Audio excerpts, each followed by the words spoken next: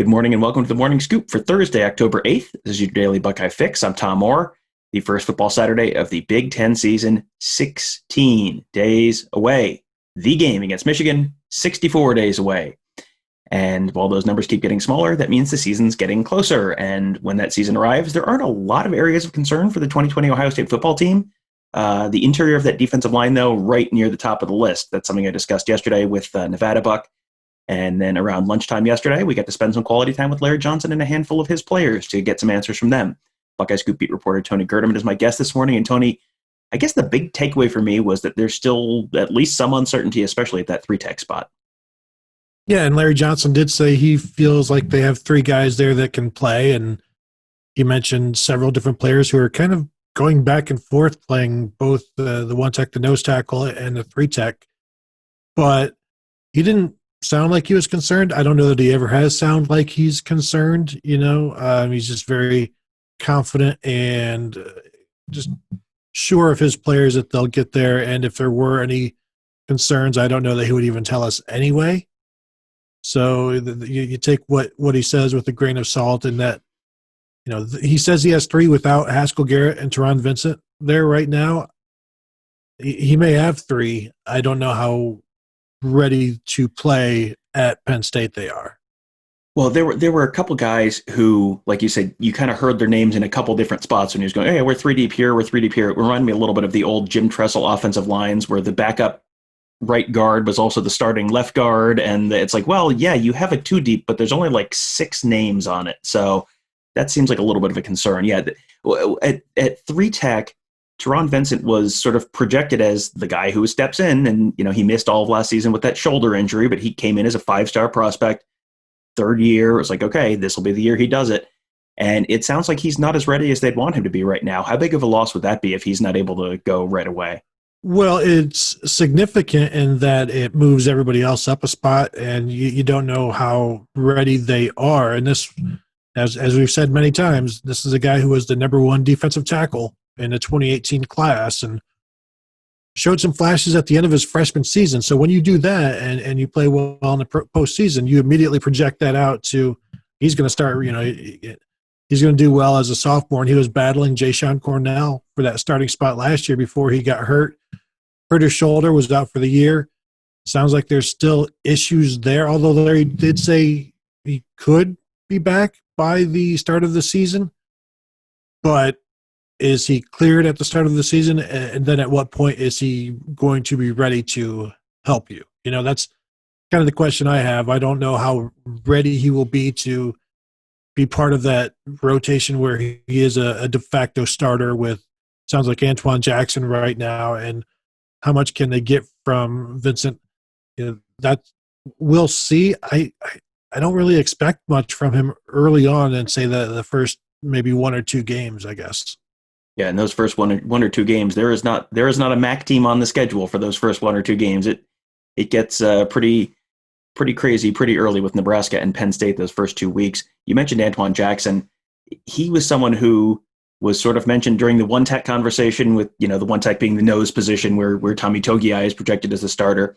He was on that list when they were talking about guys who could contribute there. He's also talked about on that 3-tech list. So, yes, he does potentially solve an issue at 3-tech and give them a good big veteran body to play there. But, I mean, is that kind of robbing Peter to pay Paul? Because it's not like there's a ton of depth at that 1-tech, list either. Yeah, absolutely. And when you and I have talked about this defensive line, I think for us it's always been Tommy Togiai and Antoine Jackson as the 1-2 at nose tackle. And those are guys who are experienced now. Antoine Jackson played quite a bit last year. He can play both spots, but it tells me if they're moving him right now, and who knows for how long, that clearly there are concerns at 3-tech. So you put in the 5th-year senior there who should be fine. I don't know that he's the pass rusher now. I think eventually or initially he was going to be a 3-tech in college wherever he was, and because he was like 285, 290-pound explosive guy. I think as we've seen him maybe at Ohio State the last couple of years, that's not really been his game. And so he just maybe matriculated over to the nose tackle spot because there wasn't the pass rushing there. But now if you're at 3-tech, they need that. They need that pass rushing thing, and I don't know that if he provides it, I guess I'll be a little bit surprised. I think he's a very good player, and he's good for Ohio State's depth. Now, if he's the starting 3-tech, I guess that at least maybe shores up some concern about stopping the run for these guys, because you would expect him to be okay doing that. Him and Tommy Togiai next to each other, stopping the run should be fine.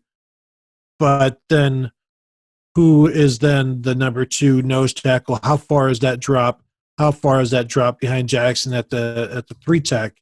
And for me and for you, I think these continue to be the concerns. It's not the top 1, 2, 3, 4 guys, although now I guess it is without Haskell Garrett and Taron Vincent, because now that 5 and 6 is the 3 and 4, and they need to play, and not just play, they need to play well because there's a standard to uphold.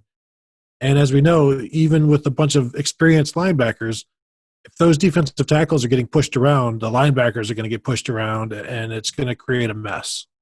Yeah, I mean, you think back to the end of the 2007 season, and one of the issues Ohio State had was they were real good all around the field except defensive tackle, and that was an issue for 2007 Ohio State. That was a big issue for Michigan last year. That is not a spot where you want to have, not enough quality, not enough depth, and not enough quality depth. Let's actually take a second and just sort of define our terms here for people who don't necessarily think of it, in terms of 1-tech and 3-tech. 1-tech, when we say 1-tech, that's just the nose tackle. That's the Devon Hamilton, Robert Landers from last year. When we say 3-tech, that's the guy who's not necessarily right over the center. He's more a little further out. That's like Draymond Jones was a 3-tech. Jashawn Cornell was a 3-tech. So that's just kind of a little bit of a smaller, quicker defensive tackle.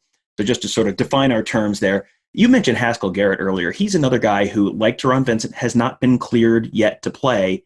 Taron Vincent's come back from an injury. Haskell Garrett coming back from a shooting. He was wounded in a shooting. That's a tougher situation because, there isn't necessarily a, sort of standard protocol to return to play like there would be from a hamstring pull or a sprained ankle. Got shot in the face is a little bit more of a serious situation. And it sounds like he's doing okay. He's at practice, but he hasn't been cleared to play. Where does he fit in with all of this whenever he gets to come back on the field? Well, and that's a lot like the Taron Vincent thing. Once you get cleared, that's great. But how close are you to being ready to help and play? And I still think there's probably a couple weeks after that as well before you are in the lineup, in the rotation. Now they may try to work him in. As far as when it could be, I asked Larry Johnson, and he's like, I don't know. And what the coaches have told us before is he's closer to playing than people think. That isn't happening yet. He is at practice, but there's only so much you can do. But once he does get cleared, I still think it's going to be a couple weeks, maybe more than that, before he is a guy who is. I expected him to be the starter at 3-tech this year and rotate with Taron Vincent as basically co-starters with this rotation. But that's not going to happen maybe for the first, 3, 4, 5 weeks of the season. And if it does happen by the end of the season, I consider that just another blessing in the way this entire thing is turned out. Is you just thinking the surgeries involved with all of that, and I could just hear like hands to the face. It goes through your mind, and all of these penalties, and with the offensive lineman getting up in there, and see, they've got to be really, really sure that nothing else can go wrong with them before they put him back out there in all of this. But he's a senior. He's smart. He's been around. He's seen it all. Another guy who maybe not the pass rusher that we would think of, like a Taron Vincent or Draymond Jones or even a Jashawn Cornell. But again, if they can stop the run, then you can do pretty much anything else on defense, when it comes down to it. One other possibility that was sort of discussed was at that 3-tech spot in terms of providing some depth, Tyler Friday potentially sliding inside. That sounds like that's maybe more of like a Rushman package deal where, Tyquan Lewis did that a couple of years ago. You saw Nick Bosa do that a couple of years ago, where when it's a clear passing situation, 3rd and 8, 3rd and 10 kind of thing, they swap out some of those defensive tackles, put 4 defensive ends on the field to rush the passer. That's something that no one quite said it, and Tyler Friday just kind of, you might see it, and it was one of those, okay, wink, wink, yeah, okay, we're all going to pretend we don't know that this is something that's probably going to happen. So, okay, maybe, who's to say? Maybe Tyler Friday will play in the Rushman package inside. But he did say that was something that would be, I think that'd be pretty intriguing to him, that just another chance to sort of showcase his pass rushing skills and do it in a different spot. Yeah, as kind of maybe the heaviest of the defensive ends, I think we've all been expecting some of that. You and I have talked about it many times about him sliding inside, even permanently. But that's not what this is going to be. It sounds like. Although I did ask Larry Johnson, could we see it on first or second down? He's like, you never know. But of course, Larry said he had a couple of guys, but declined to name those guys who would be doing it. And then, as you said, once we talked to Tyler Friday, he's like, yeah, I'm going to do it. I like it. Wait till you guys see it. I got some things for you.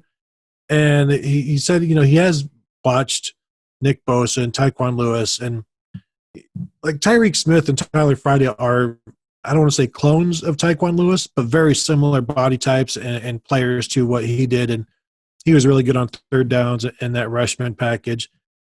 And you got to remember, they get to pass rush against guards who are not the athletes that tackles are. They don't have the length. They don't necessarily have the feet. That's why they're at guard. A lot of the guards are wannabe tackles that they'll be going against. And so he's looking forward to that.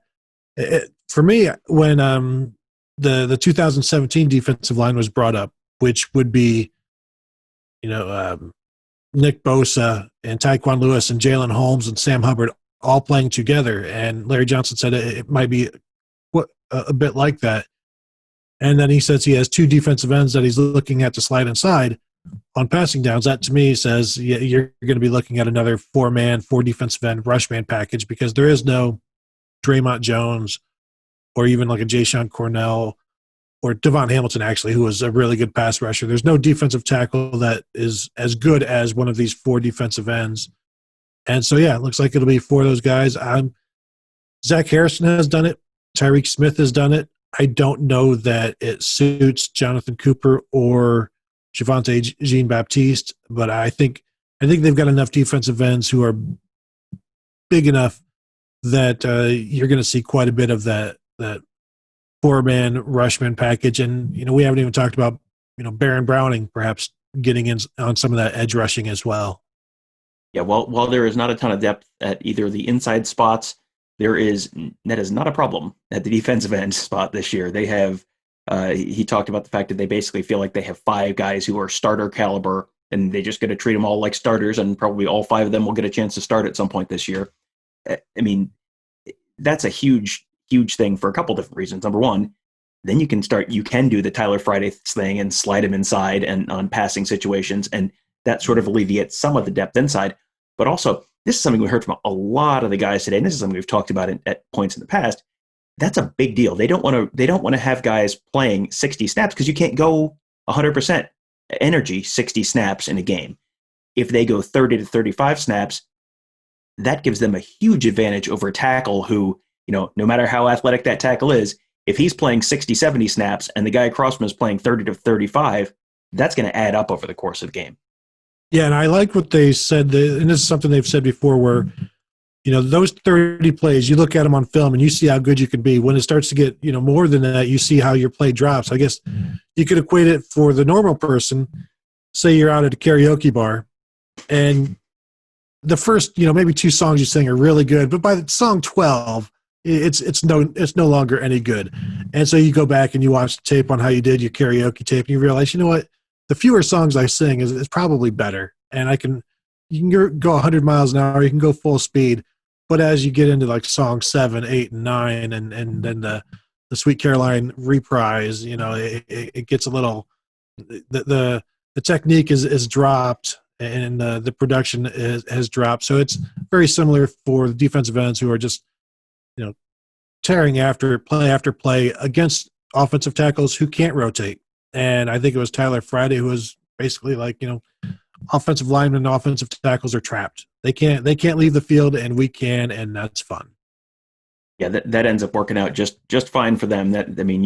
You mentioned Sam Hubbard earlier. The best example of that I can think of is that 2017 Penn State game where just in, it looked a certain way in the first quarter, second quarter. By the time you got to that fourth quarter, all of a sudden you had Sam Hubbard like blasting in there and tackling Trace McSorley and Saquon Barkley on the same play because the offensive linemen were gassed and the defensive linemen weren't. Like that's if you want to think about an example of what that looks like in the fourth quarter, that's always the one that springs to mind for me. There were a couple of younger guys that we heard about, and this is one of these things that's instructive because if you ask about a specific player, guys will tell you about that specific player. If you just ask about which younger guys are good, you hear names. It's like, okay, this is instructive. When you hear the same names over and over and over again, it's really instructive. Now, if you listen to yesterday's show, you heard Nevada Buck say that he was hearing Ty Hamilton was really, really standing out. Well, guess what? Guess one of the young players who came up over and over and over again today, Ty Hamilton. Turns out Nevada Buck may know what he's talking about. Who knew? Tony, tell everyone a little bit about Ty Hamilton and where he he could fit in and potentially help on the inside of that defensive line this year.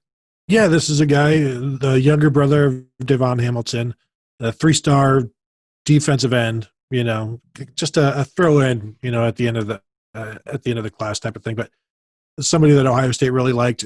Larry Johnson said he's put on 20 pounds over the offseason and is around 285 right now. Apparently playing some nose tackle and getting into that. I don't know if it's a rotation, but is he in the top 3? Maybe it sounds like he might be by the end of things because he keeps getting better, and he wasn't. And there are several players who mentioned his name as one of the young guys who is standing out. And I guess we've kind of had some expectations for him just based on his brother and the way we saw him develop, but that took a little bit longer than maybe what is going on here with Ty Hamilton, which is exciting for the entire staff. Ryan Day has even talked about him. So that's a guy, when you're talking about how thin things are on the interior of the defensive line now, if you get a freshman out of the blue who was, probably a project, at least in terms of you don't expect anything out of him year one, maybe you start to get something out of him year 2. Then if you can get something out of him now, that would be great because they need it. And when a lot of what they're going to be doing at defensive tackle may involve defensive ends, that kind of tells you that they are a little thin there. And the thicker they can get there, the better. And I think you get a 285-pound freshman there helping out to do that. Yeah, I mean, at the very least, that's someone who should be able to eat up some of those third and fourth quarter snaps in the games where they're up by 30 points and then potentially turn into a little bit more than that as the season moves along. At defensive end, there were 2 names we heard. One is a guy who redshirted last year, Noah Potter. Another is a true freshman, Darian Henry Young. Both of those guys were people that, again, you heard from Larry Johnson. You heard from multiple other guys as people who, these are not guys who are probably going to get as many snaps as Ty Hamilton could, just simply because there's so many guys in front of them at the defensive end position. But those are sort of maybe the next year's guys to keep an eye on and someone to watch in the fourth quarter this year as well. Yeah, it was interesting. And granted, this is the first time we've talked to the defensive line. But like you said, we have heard Ty Hamilton's name before. This is the first time we've heard Darian Henry Young, which was good because he enrolled early, but was the guy who kind of had to reshape his body, even from I think got heavy as a high school senior, and was this high, nearly 5-star defensive end, and then got so big that people were thinking, maybe he's a defensive tackle. Now he's a tweener, and now we don't know what he is, but he wants to play defensive end. And so I believe he dropped a bunch of weight, and now they're kind of reshaping what he is. And just to hear his name mentioned a couple times is good, certainly. And that when there's nothing to say about somebody, that's that's not great. And so when players are saying, and what they've been saying is he's come a long way from when he arrived. So the ability to grow in this weird off season is significant, I think, and we'll see what happens. But and then Noah Potter, I remember talking to Larry Johnson last year, and this is Noah Potter wearing number 97 the year the Bosa's leave. And I think if I recall, Larry Johnson talked to him. He's like, be careful if you're going to wear that number. There's a lot to live up to, and He's one of those guys who feels like year 3, year 4 is when really he starts to contribute, and is one of those guys who just you can rely on. And it's hard to get into the rotation right now. We saw that in 2017 with Chase Young and Jonathan Cooper, who were the 5th and 6th guys who got to play. There are a lot of blowouts, so they got to play in quite a bit of blowouts, but the meaningful snaps were hard to come by for those guys, and I think the same will be true for him this year. But anytime there's some mention of young guys, that's certainly a good sign. And you mentioned the Bosa's, so we'll talk about Tyler Friday real quick, talking about the defensive ends. And, they've got good depth this year. But he said he called them, quote, a bunch of no names. They don't have a Bosa. They don't have a Chase Young. It's a bunch of no names. And, we can argue whether Zach Harrison really qualifies as a no name. Some might say no. Some might say he was a 5-star coming out of high school. But, that's a reasonable argument to make. It's going to be interesting because they don't have, you went from Joey Bosa to Nick Bosa to Chase Young, and there was, like a little bit of an overlap. And this year you've kind of got, Zach Harrison. I think there's an expectation that Zach Harrison is going to kind of take that next step. Zach Harrison talked a little bit about dealing with those expectations and what his mentality is with that. But, this is going to be an interesting year because you don't have the guy who is going to be the first team preseason All-American. And that's the first time in seems like quite a while. Yeah, it is. And I liked what Tyler Friday had to say about Tyreek Smith. He said if Smith was anywhere else in the country, he'd already be a star, which almost sounds like a damning thing to say about Ohio State. But, there's depth, and Tyreek Smith has also battled his injuries. And so, this being a contract year, as a junior for a lot of these guys, that's what they view it as. So this is a big year for Tyreek Smith as well to show what he can do and to live up to these expectations. And I thought it was interesting where Larry Johnson has told these guys, Zach Harrison specifically, don't chase comparisons. Don't chase expectations. Just do what you do. Rely on your technique. Rely on your coaching. That's something Tyler Friday said. He's in contact with Chase Young all the time. He said, just rely on technique, rely on Larry Johnson. And that's been a message for Zach Harrison. Don't try to be Chase Young. Don't try to be the Bosas, even though everybody is comparing him to them. But Tom, you've done it plenty. I have never done it. So I don't want to get into that. But it's got to be difficult, and you have to stay so focused. And that's a large portion or a sizable portion of what Larry Johnson has to do with these guys. And it is interesting. I wonder if that's why the whole no name thing. It's like you guys don't have to be the Bosas. You guys don't have to be Chase Young and the Youngettes. You can just be no names, and we can just wreck offenses that way just fine. Yeah, I mean the talent is there and the depth is there. It sure, and these are all guys who have been with Larry Johnson for a while. One of the things that people talked about it was all the little stuff, the little technical stuff that Larry Johnson will fix in their games, and how much that improves them over the course of a few years.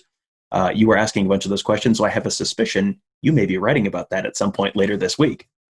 Yeah, it's interesting to me because Larry Johnson, with all of his players, they have this toolbox, and it's not a literal toolbox; it's a figurative toolbox, and he wants them to put as many different things in there, and all of these different skills. Your arms aren't high enough; they're too high.